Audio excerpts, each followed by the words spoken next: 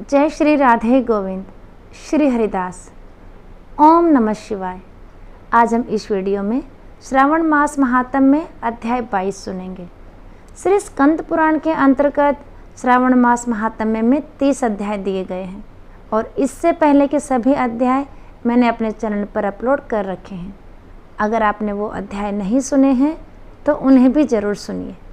इससे पिछले वीडियो में हमने श्रावण मास महात्म्य में अध्याय 21 सुना था, जिसमें स्वयं भगवान शिव ने ब्रह्मपुत्र सनत कुमार को श्रावण की पूर्णिमा में किए जाने वाले कार्य, हयग्रीव के अवतार और पूजा विधि के बारे में बताया था और रक्षाबंधन की पूजा विधि और विधान भी बताया था।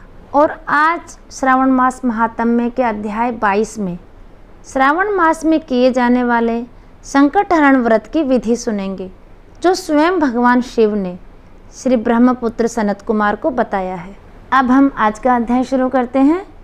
भगवान श्री सदाशिव बोले, हे मुनिश्रेष्ठ, श्रावण मास में कृष्ण पक्ष की चतुर्थी तिथि के दिन सभी वांछित फल प्रदान करने वाला सर्व काम फलप्रद संकट हरण नामक व्रत करना चाहिए। श्री सनत कुमार बोले, हे देवादिदेव, किस विधि से यह व्रत किया जाता है? इस व्रत में क्या करना चाहिए? किस देवता का पूजन करना चाहिए और उसका उद्यापन कब करना चाहिए? उसके विषय में मुझे विस्तार पूर्वक बताइए। भगवान श्री सदाशिव बोले, चतुर्थी के दिन प्रातः उठकर दातुन आदि करके पुण्यदाता शुभ संकट हरण व्रत का संकल्प करना चाहिए। संकल्प करते हुए बोले, हे देवेश, आज मैं चंद्रमा के उदय होने तक निराहार रहूंगी और रात्रि में आपकी पूजा करके भोजन करूंगी। मेरे संकटों को आप दूर कीजिए। हे ब्रह्मपुत्र, इस प्रकार संकल्प करके शुभ काले तिलों से युक्त जल से स्नान करें, तब समस्त कर्म पूरे कर गणों का पूजन करें। व्रती को चाहिए कि वह अपनी शक्ति के अनुसार 1.5 माह से 3 माह से या अधिक की स्वर्ण प्रतिमा बनवाए। स्वर्ण उपलब्ध न होने पर चांदी अथवा तांबे की प्रतिमा बनवाकर पूजन किया जा सकता है। अति गरीब होने पर मृतिका यानी मिट्टी की मूर्ति बनवाकर पूजन करें। समृद्ध एवं धनी प्राणी को कृपाणता प्रदर्शित नहीं करनी चाहिए। पहले रमणीय अष्टपत्र कमल पर वस्त्र सहित जलपूरित घड़ा रखना चाहिए, तब उस पर स्वर्ण प्रतिमा स्थापित कर 16 उपचारों द्वारा तांत्रिक या वैदिक मंत्रों की सहायता से अर्चना करनी चाहिए। हे विप्र, तिल युक्त 10 उत्तम मोदक बनाएं। उनमें से 5 मोदक देवता को अर्पित करें और 5 मोदक ब्राह्मण को प्रदान करें। भक्ति भाव से उस ब्राह्मण की देवता की भांति पूजा करें और यथाशक्ति दक्षिणा देकर यह प्रार्थना करें, हे विप्र, आपको नमस्कार है।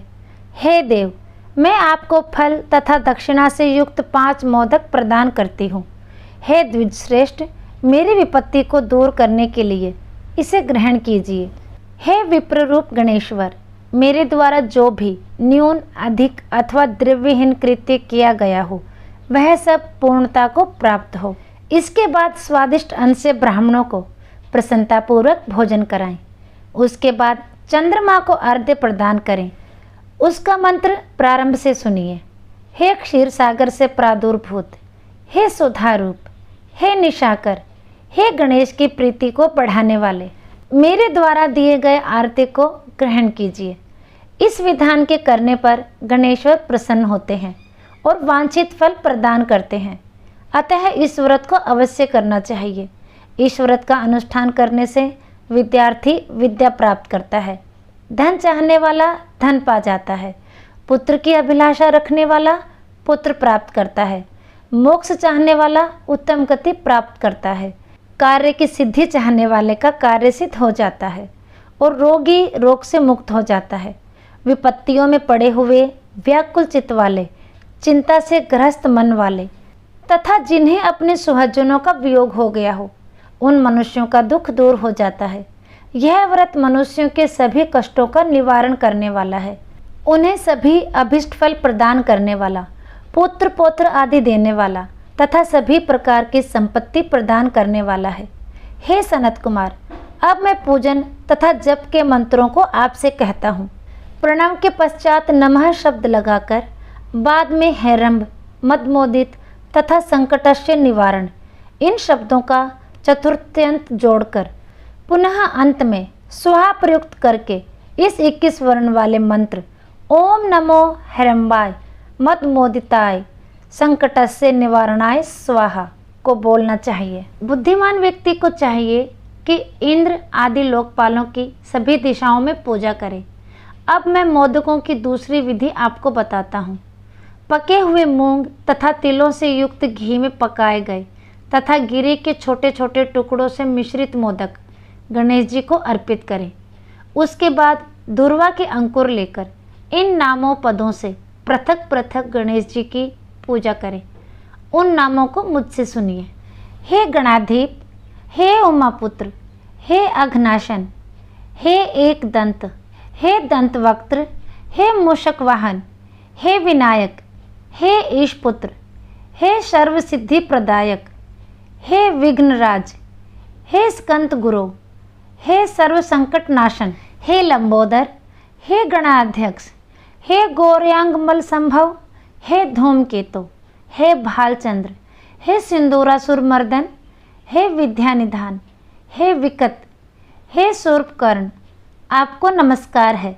इस प्रकार इन 21 नामों से गणेश जी की पूजा करें।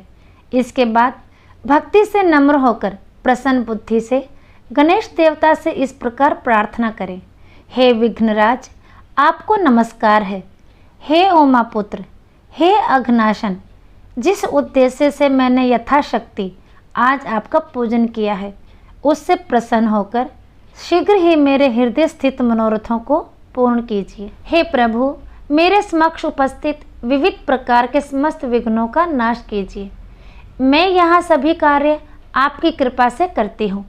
मेरे शत्रुओं की बुद्धि का नाश कीजिए और मित्रों की उन्नति कीजिए। इसके बाद 108 आहुति देकर होम करें। इसके बाद व्रत की संपूर्णता के लिए मोदकों का वायन प्रदान करें। उस समय यह कहें, गणेश जी की प्रसन्नता के लिए मैं 7 लड्डुओं तथा 7 मोदकों का वायन फल सहित ब्राह्मण को प्रदान करती हूँ। तदंतर हे सत्यम, पुण्यदायिनी कथा सुनकर 5 बार चंद्रमा को आर्घ्य प्रदान करें और कहें, क्षीर सागर से उत्पन्न तथा अत्रि गोत्र में उत्पन्न हे चंद्र, रोहिणी सहित आप मेरे द्वारा प्रदत्त आर्घ्य को स्वीकार कीजिए।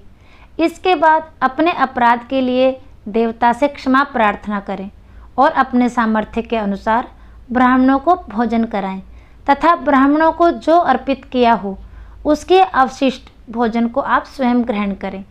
मौन होकर 7 ग्रास ग्रहण करें और अशक्त हो तो इच्छा अनुसार भोजन करें।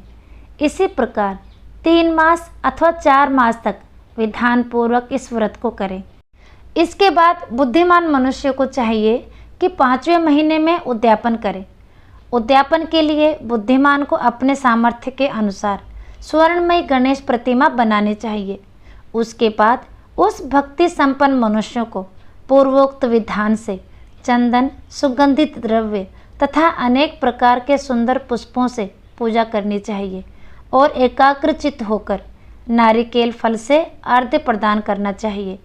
पायस से युक्त सूप में फल रखकर और उसे लाल वस्त्र से लपेटकर यह वायन भक्त ब्राह्मण को प्रदान करे। साथ ही स्वर्ण की गणपति की प्रतिमा भी दक्षिणा सहित उन्हें दें। व्रत समाप्ति के लिए 5 सेर तिल देना चाहिए और क्षमा प्रार्थना करके कहना चाहिए, हे विघ्नेश, इससे आप प्रसन्न हो। इस प्रकार उद्यापन करने से अश्वमेघ यज्ञ का फल प्राप्त होता है और मनोवांछित सभी कार्य सिद्ध हो जाते हैं। हे सनत कुमार, पूर्व कल्प में स्कंद कुमार के चले जाने पर पार्वती ने मेरी आज्ञा से 4 महीने तक इस व्रत को किया था। तब 5वें महीने में पार्वती ने कार्तिकेय को प्राप्त किया था। समुद्र पान के समय अगस्त्य जी ने इस व्रत को किया था और 3 माह में विघ्नेश्वर की कृपा से उन्होंने सिद्धि प्राप्त कर ली। हे विपेंद्र, राजा नल के लिए दमयंती ने 6 महीने तक इस व्रत को किया था।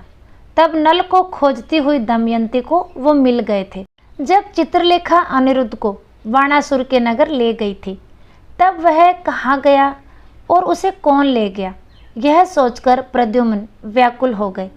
उस समय प्रद्युम्न को पुत्र शोक से पीड़ित देखकर रुक्मिणी ने प्रेम पूर्वक उससे कहा, हे पुत्र, मैंने जो व्रत अपने घर में किया था उसे मैं बताती हूँ, इसे ध्यानपूर्वक सुनो। बहुत वर्ष पहले तुम्हारा जन्म होने पर जब मैं प्रसूति गृह में थी तब तुमको राक्षस उठा ले गया था। उस पर मेरा हृदय विदीर्ण हो गया और मैं रोती कलपती रही। मैं तुम्हें देखने को व्याकुल थी। पुत्र विछोह मुझसे सहन नहीं हो रहा था। दूसरी औरतों को अपने पुत्र के साथ देखकर मेरा कलेजा मुंह को आता था। उनके पुत्रों को देखकर मैं अपना पुत्र समझने लगती थी।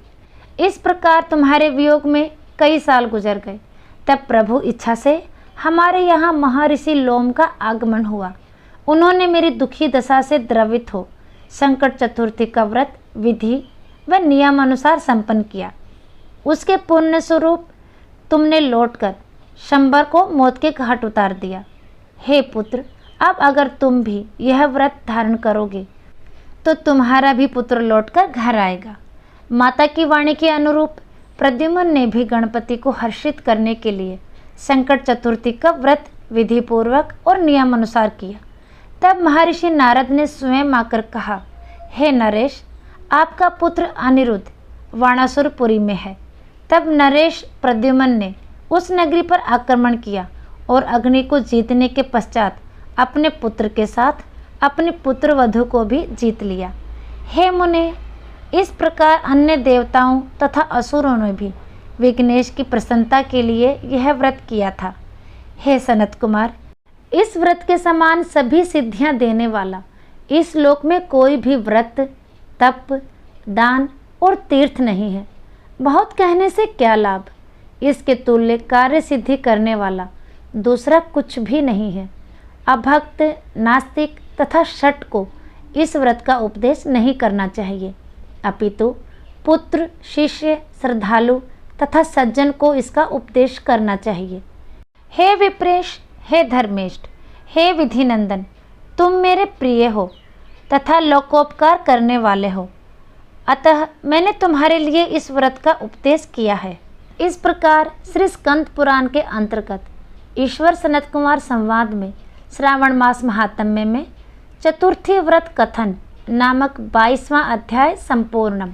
अगर आपको मेरा यह वीडियो पसंद आया है तो इसे फ्रेंड्स फैमिली में ज़रूर शेयर करें, वीडियो को लाइक और चैनल को सब्सक्राइब भी कर लें। फिर मिलेंगे अगली वीडियो में, तब तक के लिए सभी को प्रेम भरी राधे राधे। ओम नमः शिवाय। भगवान भोलेनाथ आप सब पर अपनी असीम कृपा बनाए रखें।